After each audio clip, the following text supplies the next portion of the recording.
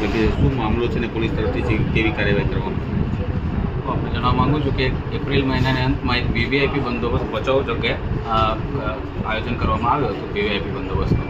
આ વીવીઆઈપી બંદોબસ્તમાં એક પોલીસ કર્મચારીઓને એક વિડીયો ઘણા બધા ઇલેક્ટ્રોનિક માધ્યમોમાં અને મીડિયામાં વાયરલ થયો હતો. આ વિડીયોમાં એક યુનિફોર્મ કર્મચારી એક નશાની હાલતમાં ગાડીમાં બેસેલો હતો અને પછી જ્યારે એમનો સામનો કરવામાં આવ્યો ત્યારે ગાડી લઈને ભાગી જાય છે.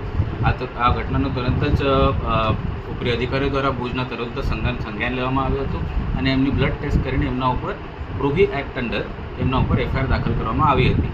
જો કોઈ શિસ્તબદ્ધ ખાતામાં એવું કોઈ વર્તણૂક કરતા હોય તરત જ અમારી પણ એ પણ ફરજ છે કે ખાતાકીય પગલાં પણ અમે એસપી સાહેબને અને જિલ્લા વડાને લેવા પડશે.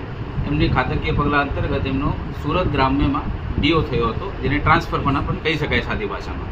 એમની ટ્રાન્સફર સુરત ગ્રામ્યમાં કરવામાં આવેલ હતી, પણ એમનું વતન પાલનપુરમાં અહીંયા આરોમા સર્કલ પાસે એમનો ઘર છે, ત્યાં એમને એક અજાણ્ય કારણોસર પર કાર એમને સુસાઇડ કરી દીધી છે અને આ સુસાઇડની અત્યારે પોલીસ સ્ટેશનમાં અત્યારે એડી દાખલ થઈ છે અને એડીનો તપાસ અત્યારે પીઆઈ ચાવડા કરી રહી છે.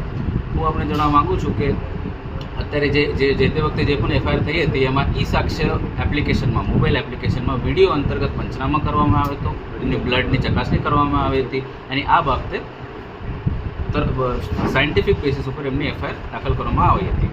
તો અત્યારે એડીનો તપાસ પીઆઈ સાહેબ કરી રહ્યા છે અને હું આપને આગળની જે કંઈ અપડેટ થશે એવું આપને જણાવીશ. સર, સુસાઇડ નોટની અંદર શું લખેલું છે અને આક્ષેપ કરી રહ્યા છે મૃતદેહ સ્વીકારી નથી રહ્યો, કયા કારણસર મૃતદેહ નથી સ્વીકાર્યો? એફઆઈઆરની માંગ કરી રહ્યો છે એસપી પીઆઈ મેડિકલ ઓફિસર.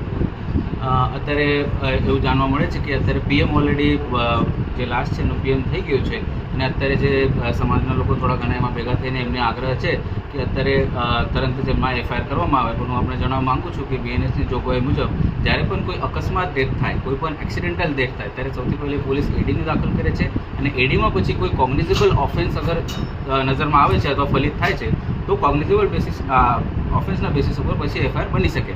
પણ અત્યારે એડીનો તપાસ ચાલશે.